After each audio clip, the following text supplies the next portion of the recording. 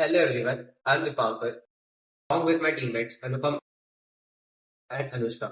The company that we did research on is General Electric, an American multinational conglomerate founded in 1890 by Thomas Edison. Over the years, the company went through various changes in its structure, management approach, and leadership. And in this video, we are going to discuss about these changes and how these decisions led it to the company's current state. In the initial years, General Electric adopted a highly centralized management approach, operated with a traditional functional structure, where the company was divided into departments based on specific functions such as engineering, manufacturing, sales, and marketing. The company had clear and defined hierarchies. The centralized structure allowed General Electric to make quick, coordinated decisions. Leaders were able to enforce a unified vision and strategy. In its early years, General Electric focused on becoming a leader in the thriving electrical industry. Their strategy to do so was through technological innovation, product diversification, and establishing a strong brand presence. After World War II, General Electric shifted to a divisional structure, organizing the company into multiple business units like General Electric Aviation, General Electric Power, General Electric Healthcare, each with its own resources and objectives. This change in structure occurred as a divisional structure allowed decision making to happen closer to the market, speeding up responses. Each division was autonomous that favored quicker strategic shift. Resources could be allocated more effectively based on the needs of specific markets and products. The strategy that General Electric used was, first, diversification. This strategy was used to reduce reliance on a single market. This created a balanced portfolio that could withstand economic fluctuations in any division.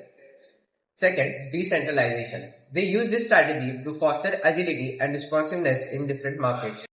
Leadership development, for which General Electric established the General Electric Management Development Institute. It emphasized leadership development, strategic thinking, and operational excellence.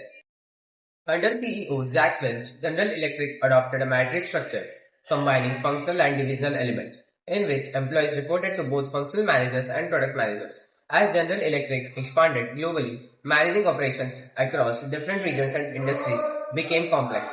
A matrix structure allowed for better coordination across functions and geographies.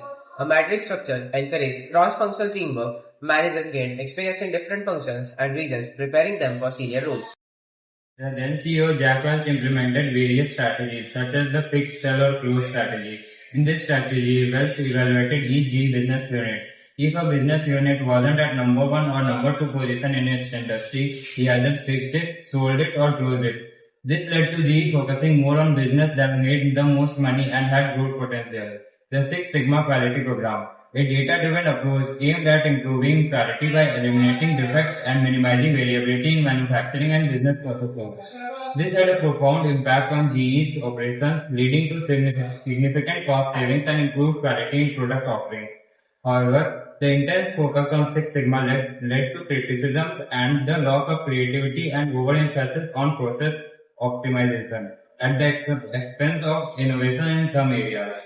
Jack Welch famously implemented the rank and yank performance management system, which required managers to rank employees into 3 groups: the top 20%, the middle 70%, and the bottom 10%. The bottom 10% would be fired or forced to leave the company. While this approach led to high performance culture and helped to improve productivity and accountability, it also created a cutthroat and often demoralizing environment.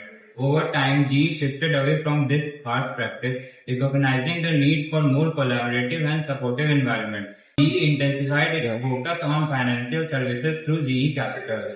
But because of heavy reliance on GE Capital, it exposed GE to financial market risk. During the 2008 financial crisis, GE Capital's trouble severely impacted GE. Around 2010, GE launched the Industrial Internet Initiative, investing heavily in software and digital technologies with GE Digital.